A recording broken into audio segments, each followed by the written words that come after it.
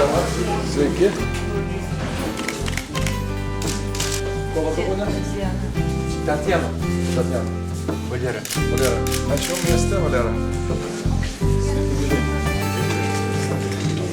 Dokumentus turit visi? Asmens dokumentus. Ir asmens kortelę arba pasą turit visi. Socialinės pašalpas, jeigu reikia, galit gauti. Maisto paketus iš savivaldybės lygiai taip pat galit gauti. Ar ne? Gaunat, naudojatės. Kiek patys stengiatės kabintis į gyvenimą ir darbą susirasti ir panašiai? Kas paskutinį, kada dirbot paskutinį kartą? Dabar dirbot? Dabar dirbat taip pat? 14 metų. 14 metų nedirbat? Jokio darbo? Kiek jums metų?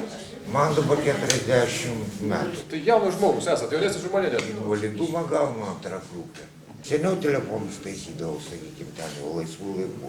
Vat, nu, dabar jau viskas, jau kiek matau, biškutį po biškutį auga kojas į žemę. Kodėl čia esate? Kiek metų taip gyvenate? Pusantrų. Pusantrų. Kodėl? Kas Todėl, nutiko? kad būtų neturiu. O kur buvo? Buvo, pardaviau, paskui nusipirkau pigesnį, paskui pardaviau dar pigesnį nusipirkau.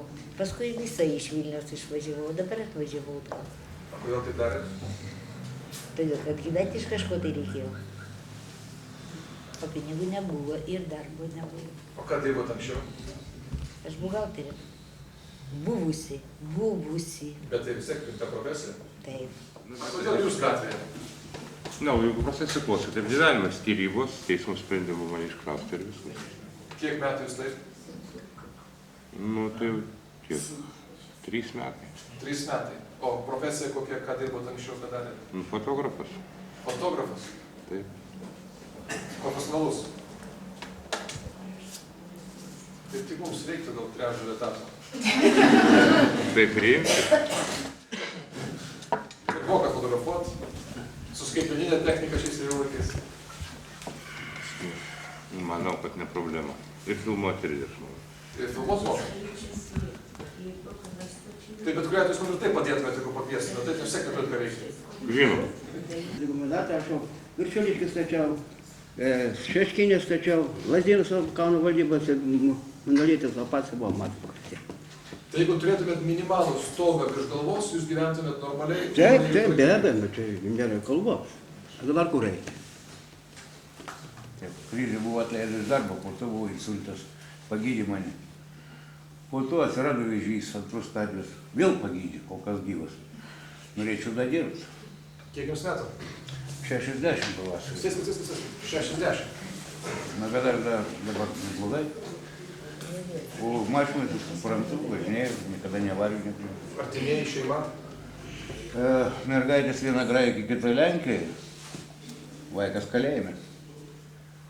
Ar manos nėra? Kiek laiko čia? Nu, čia aš faktiškai nedaug. Netoli 2 metų, bet iš jų reikia išmesti 8 mėnesius ligoninį. Dabar šiandien, kai tik buvau ligoninį, viskas tvarkau pas mane.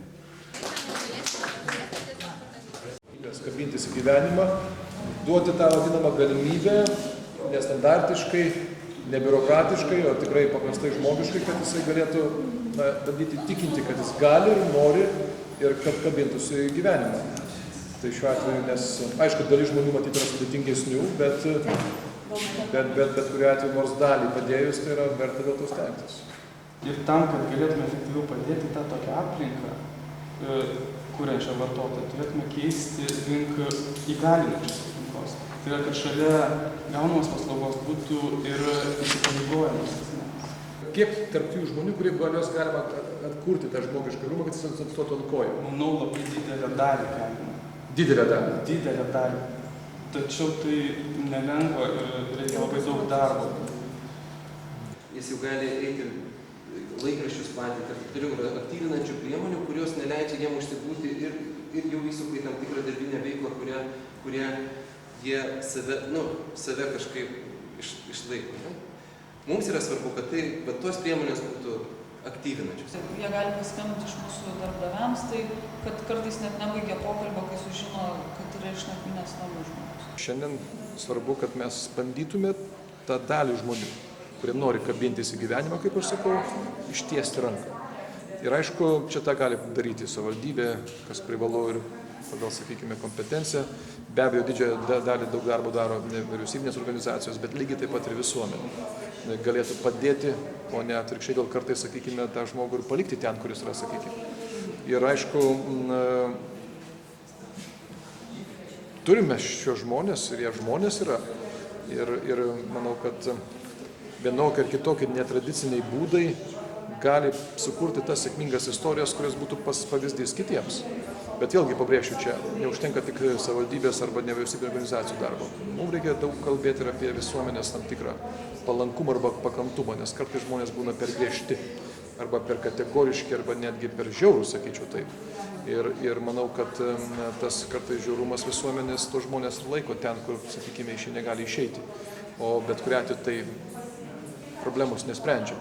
O žingsnis po žingsnio, vienas, kitas, trečias, ketvirtas, penktas, daug dėmesio bent jau daliai žmonių atkursime žmogišką orumą ir tie žmonės, sakykime, bus kitokie. Plius, žiūrėkit, kaip ir šiandien sako, visi norėtų dirbti tam tikrą darbą. Taigi galbūt mes irgi galėtume paieškoti, sakykime, tų viešųjų darbų, dar kažko tai, kad tie žmonės bent jau praleistų dieną prasmingai, tarnaudami visuomeniai, tarnaudami savo miestui ir gaudami pajamas. Taigi, manau, kad turime ieškoti sprendimų, kurie nėra biurokratiniai, nėra procedūriniai, kad galėtume padėti tiems žmonėms. O kad turim tą daryti, aš to nebejoju.